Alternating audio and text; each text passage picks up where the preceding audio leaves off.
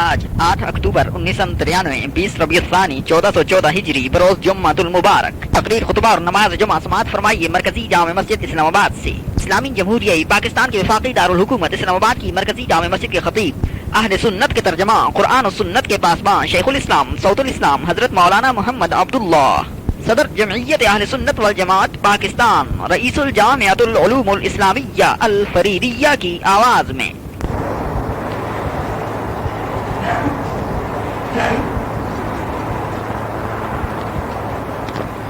الحمد لله نحمده ونستعينه ونستغفره ونؤمن به ونتوكل عليه ونعوذ بالله من شرور أنفسنا ومن سيئات أعمالنا من يهده الله فلا مضل له ومن يضلله فلا هادي له ونشهد أن لا إله إلا الله وحده لا شريك له لا مثل له ولا مثيل له لا نظير له ولا ند له ولا ضد له ونشهد أن سيدنا ومولانا ومكينا ومدنينا وقرشينا وعربينا وسراجنا وحبيبنا وطبيب قلوبنا محمدا عبده ورسوله أما بعد فأعوذ بالله من الشيطان الرجيم بسم الله الرحمن الرحيم ما آتاكم الرسول فخذوه وما نهاكم عنه فانتهوا وكما قال تبارك وتعالى فلا وربك لا يؤمنون حتى يحكموك فيما شجر بينهم ثم لا يجدوا في أنفسهم حرجا مما قضيت ويسلموا تسليما وكما قال تبارك وتعالى قل إن كنتم تحبون الله فاتبعوني يحببكم الله ويغفر لكم ذنوبكم والله غفور رحيم وكما قال تبارك وتعالى ومن يشاقق الرسول من بعد ما تبين له الهدى ويتبع غير سبيل المؤمنين نوله ما تولى ونصليه جهنم وساءت مصيرا صدق الله العلي العظيم وصدق رسوله النبي الكريم۔ برادران اسلام و عزیزان محترم، قرآن مجید کی کئی آیات تلاوت کی مختلف مقامات میں سے، اور اگر اسی عنوان پر کچھ اور آیات تلاوت کرتا میرے اللہ توفیق دیتے، اللہ تعالیٰ کی توفیق اس کے فضل و کرم سے، تو آیات ہی اتنی زیادہ ہوں گی کہ بیان کا سارا وقت صرف آیات کی تلاوت میں گزر جائے گا، مضمون کا کچھ حصہ تشریح کے لیے باقی نہ رہے گا، اتنی آیات ہیں۔ کیونکہ ان آیات کا تعلق اتباع محمد مصطفیٰ احمد مجتبی صلی اللہ علیہ وسلم سے ہے۔ ہم اور آپ مسلمان کے ناطے سے ہماری آپ کی ساری زندگی کے سارے اعمال پیدا ہونے سے موت تک کے سارے اعمال، گھر کے ہیں، باہر کے ہیں، تجارت کے ہیں، حکومت کے ہیں، انتظام چلانے کے ہیں، سارے کے سارے اعمال جو ہیں وہ ایک ہستی حضرت محمد مصطفیٰ احمد مجتبی صلی اللہ علیہ وسلم کی سیرت طیبہ اور آپ کی نقش قدم پر ہیں تو ہماری کامیابی، اور اگر اس پر نہیں ہے تو ہماری کامیابی نہیں۔ یہ ہے مضمون کا عنوان اور خلاصہ۔ اب جو آیات تلاوت کیے ان آیات کی روشنی میں کچھ باتیں عرض کروں۔ ارشاد فرمایا وما آتاکم الرسول فخذوه وما نهاکم عنہ فانتہوا، جو اللہ کا رسول دے اسے لے لو وما نہاکم عنہ فانتہوا، جس چیز سے روک دے اس سے باز آ جاؤ. ایک آیت. دوسری آیت ارشاد فرمایا فلا وربک لا یؤمنون حتی یحکموک فیما شجر بینہم. قسم ہے تیرے رب کی، تیرے پروردگار کی، تیرے پالنے والے اللہ کی.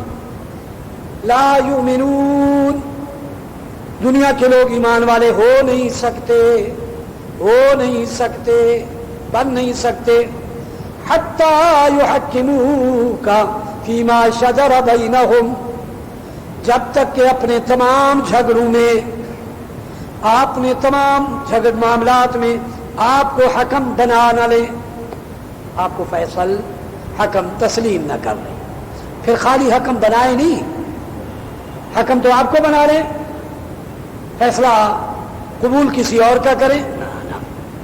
حتی یحکموک فیما شجر بینہم، اپنے جھگڑوں میں آپ کو حکم بنائیں. ثم لا یجدوا فی انفسہم حرجا مما قضیت، کہ جو فیصلہ آپ کر لیں دل میں تنگی بھی نہ لے آئیں، کڑھن بھی نہ لے آئیں، بار بوجھ بھی نہ لے آئیں. بوجھ ہے، فیصلہ تو مانتے ہیں لیکن پتھر دل پہ باندھ کے، دل پہ پتھر باندھ کے نہیں. ثم لا یجدوا فی انفسہم حرجا مما قضیت ویسلموا تسلیما، اور مکمل تسلیم کر لیں، پورے کا پورا فیصلہ دل سے مان کر اسے تسلیم کر لیں. اگلی آیت ارشاد فرمایا قل ان کنتم تحبون اللہ فاتبعونی یحببکم اللہ. اے پیغمبر اگر اللہ سے محبت کرنا چاہتے ہو فاتبعونی، میری اتباع کرو. یحببکم اللہ، اللہ تم سے پیار کرے گا، اللہ کے محبوب بن جاؤ گے. وَيَغْفِرْ لَكُمْ ذُنُوبَكُمْ، اور اللہ تمہارے گناہ بخش دے گا. واللہ غفور الرحیم، اللہ بخشنے والا مہربان. میں نے پہلے عرض کیا مضمون بڑا لمبا، آیات اتنی زیادہ، قرآن کریم کی آیات اگر اللہ شرح صدر کر دے، دل پہ وارد ہوتی جائیں دل و دماغ پہ، تو خالی آیتیں پڑھتے ترجمہ کرتے پڑھتے ترجمہ. تو یہ مضمون اتنا بڑا ہے. ہمارا آپ مسلمان کے ناطے سے ہماری ساری زندگی کا تعلق اسلام سے ہے اور محمد رسول اللہ کی غلامی سے ہے، غلامی سے ہے. یہ جو کلمہ پڑھا ہے اور پڑھتے رہتے ہیں، افسوس کہ ہم نے اسے سوچ کر سمجھ کر نہیں پڑھتے. صحابہ کرام نے اسے سوچ کر پڑھا تھا، سمجھ کر پڑھا تھا، پھر کلمے کو مان گئے تھے. کلمے نے اب ہماری زندگیوں کا انقلاب برپا کر دیا. انقلاب آ گیا. کلمے نے کیا انقلاب برپا کر؟ اپنی مرضی ختم، لا الہ الا اللہ محمد الرسول اللہ، اللہ کے سوا کوئی عبادت کے لائق نہیں، حاجت روا نہیں، مشکل کشا نہیں، سجدے کے لائق نہیں، حاجتیں مصیبتوں کے وقت پکار کے لائق نہیں، پریشانیوں میں فریاد سننے والا نہیں، فریاد قبول کرنے والا نہیں. لا الہ الا اللہ، مرضی کسی کی نہیں چلے گی، حکم کسی کا نہیں چلے گا، فرمان کسی کا نہیں، الا اللہ، ایک اللہ کا فرمان. فرمان بھی اپنا نہیں، حکم بھی کسی کا نہیں، طاقت بھی کسی کا نہیں. اب ہماری جمہوریت میں طاقت کا سر چشمہ عوام ہے، عوام ہے، عوام جدھر چاہے طاقت کا سر چشمہ. لیکن قرآن کے نزدیک، نبی کے نزدیک نہیں، حکم صرف ایک اللہ کا، عوام کا نہیں، بندوں کا نہیں. پر ہم چونکہ ہمارے ہاں ہو گیا پوری دنیا میں جہاں جہاں جہاں جہاں جہاں مغربی جمہوریت ہے وہاں یہی ہے، طاقت کا سر چشمہ عوام، عوام کا فیصلہ، اللہ کا نہیں، رسول کا نہیں. نبی کا فیصلہ ٹوٹ جائے، اللہ عوام جدھر جو فیصلہ کر لے وہ وہی بات. اور کلمے کا معنی کیا ہے؟ لا الہ الا اللہ، حکم ایک اللہ کا، قانون ایک اللہ کا، مرضی اسی ایک اللہ کی، اللہ کی، عوام کی نہیں، بندوں کی نہیں. کس کی؟ اللہ. اللہ کے حکم پر چلیں گے کامیاب. محمد الرسول اللہ, محمد اللہ کے رسول. کیسے رسول؟ اب اللہ کی مرضی, اللہ کا حکم, اللہ کا قانون محمد کے ذریعے ملے گا, کہیں اور نہیں ملے گا. ملے گا حضور ہی کے ذریعے سے, آپ ہی کے ذریعے سے ملے گا. بس اس کے کلمے کے معنی عجیب. اس کے اندر آدمی اپنی مرضی, اپنی خواہش, اپنی برادری, اپنی قوم, اپنی ساری دنیا کی چیزوں کو بلا کر ایک اللہ کا بنیا. صحابہ نے کلمے کو سمجھ کے پڑھا تھا اور اس زمانے کے کافروں نے کلمے کو سمجھ کے انکار کیا تھا. پڑھنے والوں نے سمجھ کے اور نہ پڑھنے والوں نے سمجھ کے, انہوں نے بھی سمجھ کے انکار. بھائی کلمہ نہیں پڑھتے. اب کیوں نہیں پڑھتے؟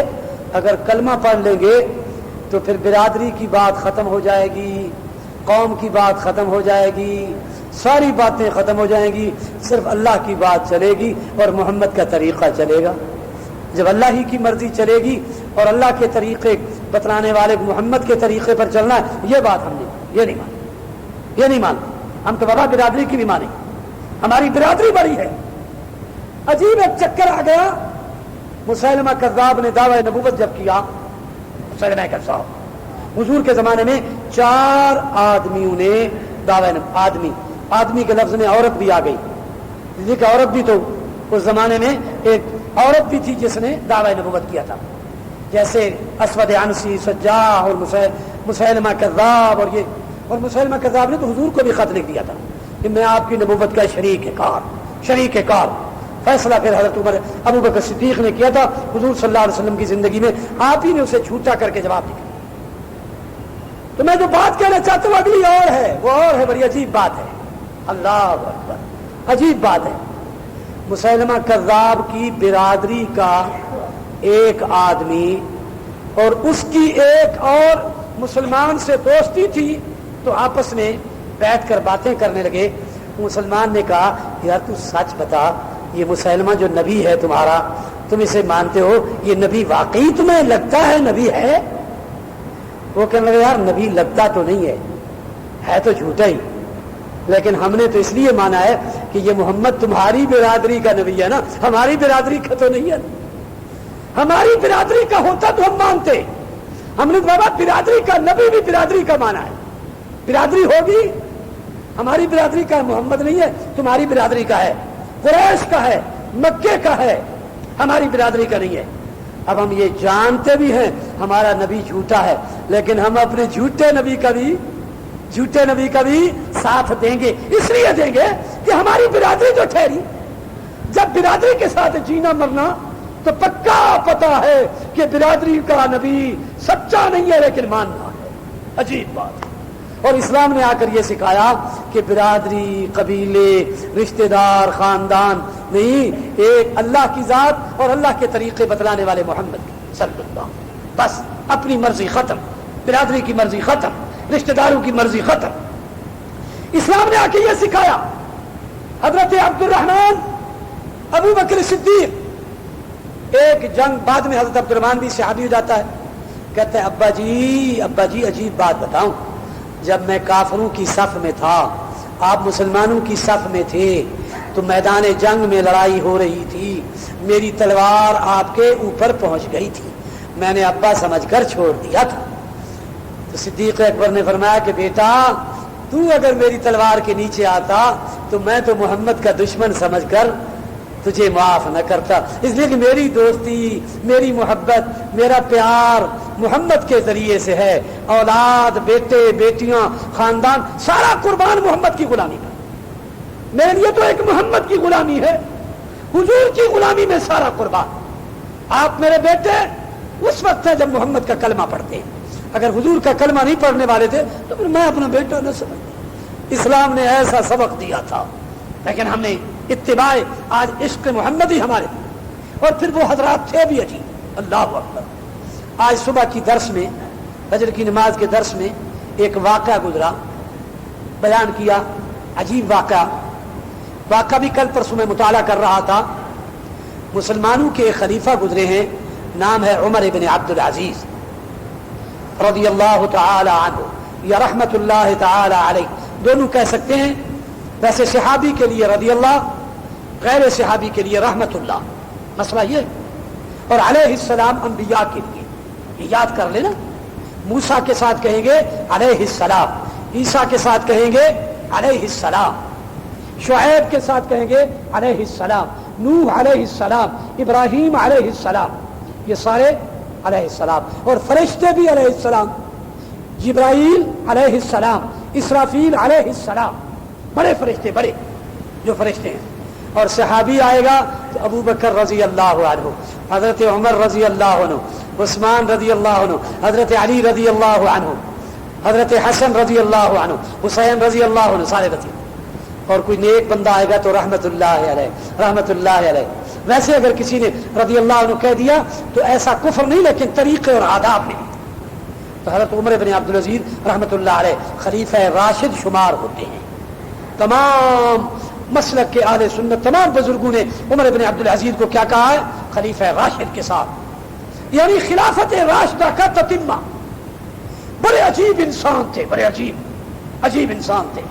اپنی بیوی کے زیور حکومت پر بیٹھتے ہی بیوی سے کہا تو کہ خلیفہ کی بیٹی، تو خاندان حکمران کی بیٹی تھی، اس لیے تیرے زیورات پہ کوئی شک ہے، ممکن ہے لوگوں کا مال اس میں آ گیا ہو، تو سارے کے سارے زیورات بیت المال میں جمع کرا دے مسلمانوں کے لیے. جمع کرا دیے. بیوی بھی نیک بندی تھی، سارے جمع کرا دیے. عجیب انسان تھے نا. یعنی آپ سوچ بھی نہیں سکتے کہ مسلمانوں کہ اللہ کے بندے کس عجیب نظام کے تھے. تو عمر بن عبدالعزیز کے زمانے میں سمرقند، بلخ و بخارا کے علاقے میں سمرقند شہر میں مسلمانوں کی فوج جب داخل ہوئی تو فوجی جب حملہ کر کے داخل ہوئے تو فتح کر لیا علاقہ.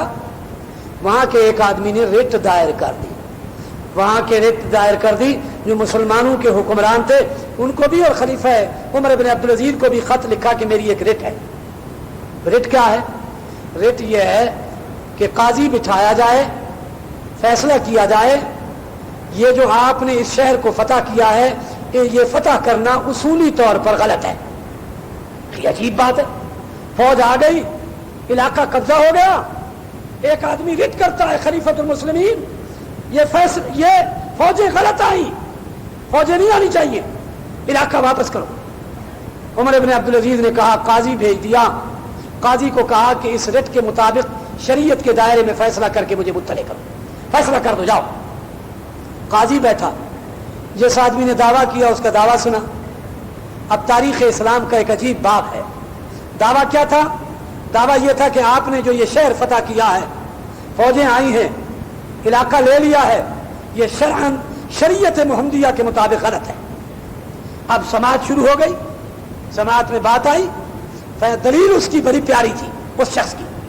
اس نے کہا حضور کی تعلیمات جو ہم تک پہنچی ہے محمد کی صلی اللہ علیہ وسلم، محمد کی تعلیمات کے مطابق، رسول اللہ کی تعلیمات کے مطابق پہلے فوجیں آئیں اور اسلام پیش کریں. اگر لوگ اسلام قبول کر لیں تو جھگڑا ختم. اگر اسلام قبول نہ کریں تو پھر جزیے کا دعوت دیں کہ تم جزیہ دے دو، ہم تمہاری حکومت نگرانی کریں گے، ٹیکس دے دو، ہمارے جزیہ دہندہ بن جاؤ. دو، اگر دونوں قبول نہ کریں تو پھر تلوار فاتحانہ حملہ کرو، پھر قبضہ کرو. اور مسلمان فوجیوں نے یہ دو کام نہیں کیے، ویسے داخل ہو گئے ہیں. لہذا مسلمانوں کا آنا غلط ہے حکمران کا، اور یہ شریعت محمدی حضور کے فیصلے کے مطابق پہلے دو کام ہونے چاہیے تھے.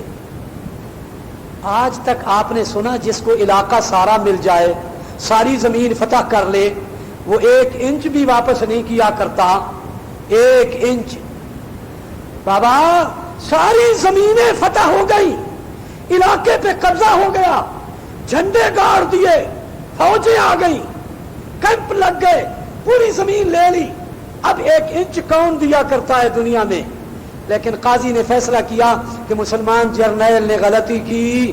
واقعی محمد رسول اللہ کا فرمان ایسا ہے صلی اللہ علیہ وسلم. نبی کی شریعت کی خلاف ورزی ہو گئی، شریعت کے خلاف اس شہر پہ قبضہ ہوا ہے، لہذا فوجوں کو چاہیے واپس جائیں اور پورا شہر فارغ کر دیں، پورا شہر خالی کر دیں. اللہ، نبی کی ایک سنت کے خلاف فوج نے قبضے کر لیے، مسلمانوں کے جھنڈے ہو گئے، قاضی فیصلہ کرتا ہے، فوجیں ساری شہر سے واپس نکل جاتی ہیں، دوبارہ پہلی پوزیشن میں جا کر اب اسلام کی دعوت دیتی ہیں، پورے شہر کے لوگ کلمہ پڑھ لیتے ہیں کہ اسلام اتنا سچا دین ہے کہ کوئی قبضہ کی ہوئی جگہ دیتا ہی نہیں ہے۔ بابا کسی کو آج کل ایک سیٹ مل جائے وہ نہیں دیتا، وہ تو پورا علاقہ ان کے قبضے میں تھا، انہوں نے سارے کا سارا واپس کیا، اس لیے کیا کہ محمد کی شریعت صلی اللہ علیہ وسلم سنت کی خلاف ورزی ہوئی۔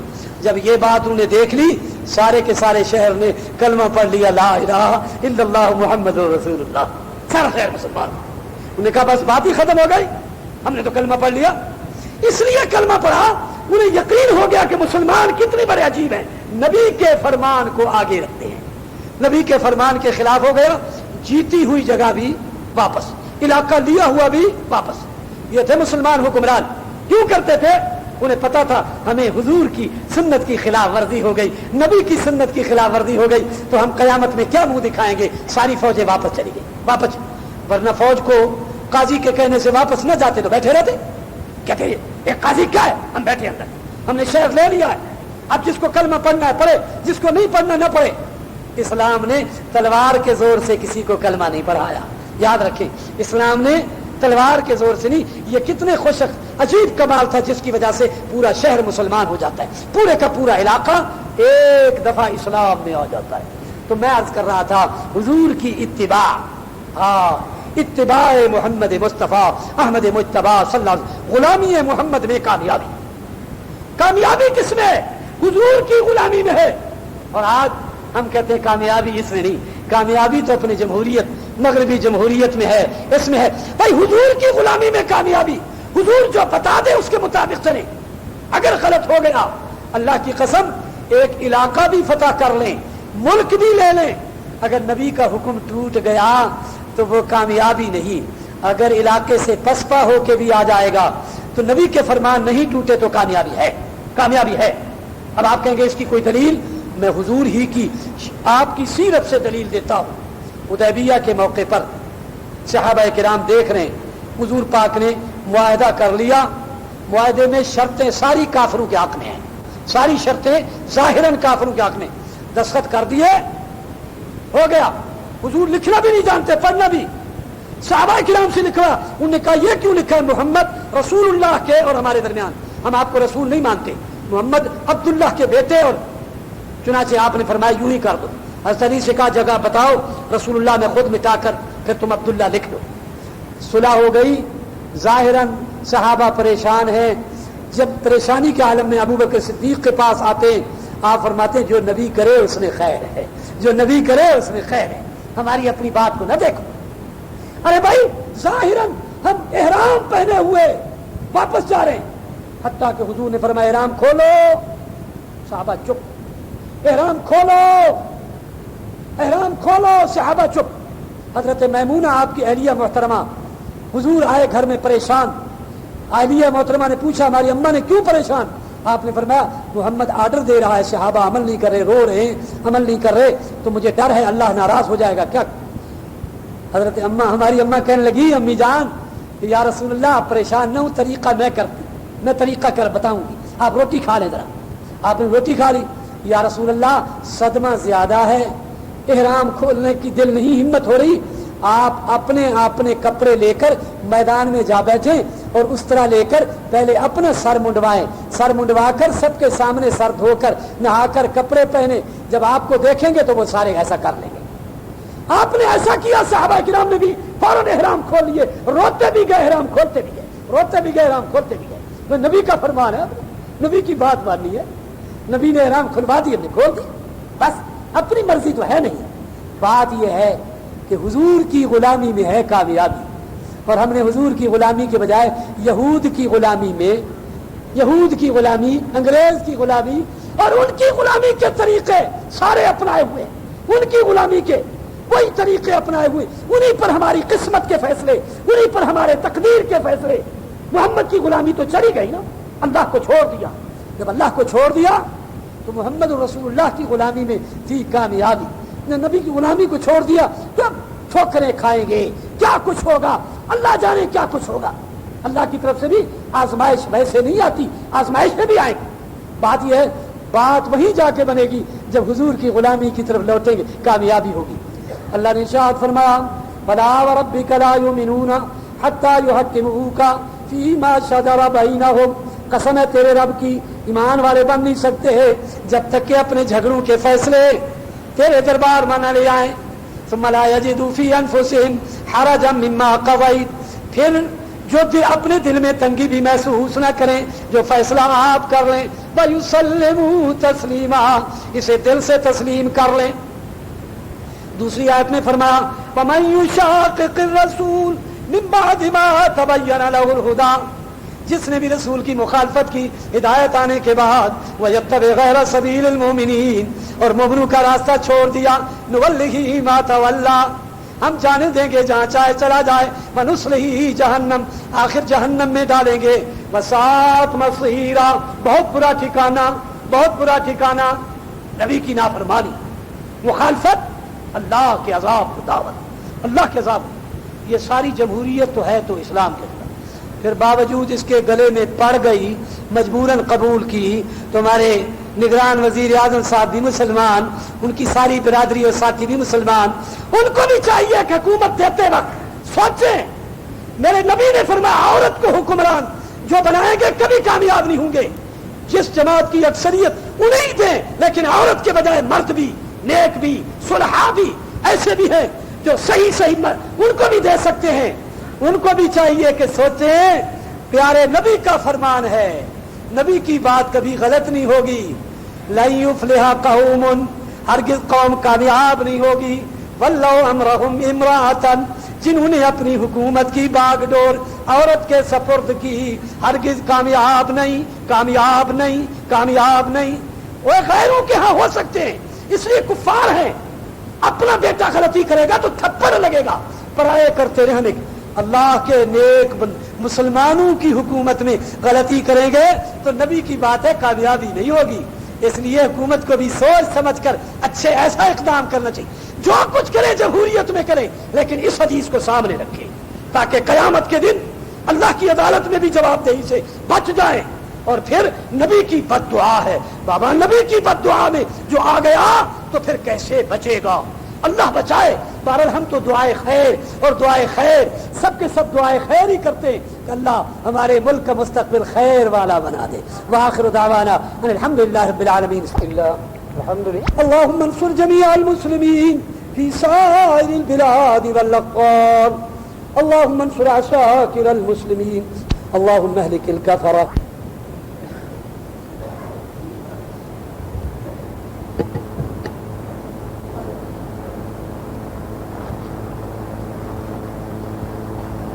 اللہ اکبر۔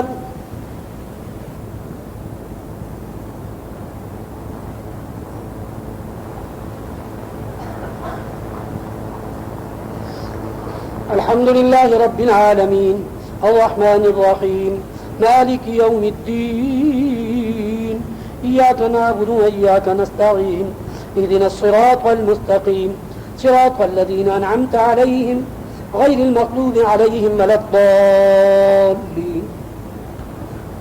سبح اسم ربك الأعلى الذي خلق فسوى والذي قدر فهدى والذي أخرج المرعى فجعله غثاء أحوى سنقرئك فلا تنسى إلا ما شاء الله إنه يعلم الجهر وما يخفى ونيسرك لليسرى فذكر إن نفعت الذكرى سيذكر من يخشى ويتجنبها الأشقى الذي يصلى النار الكبرى ثم لا يموت فيها ولا يحيا قد أفلح من تزكى وذكر اسم ربه فصلى بل تؤثرون الحياة الدنيا والآخرة خير وأبقى إن هذا لفي الصحف الأولى صحف إبراهيم وموسى۔ الله أكبر۔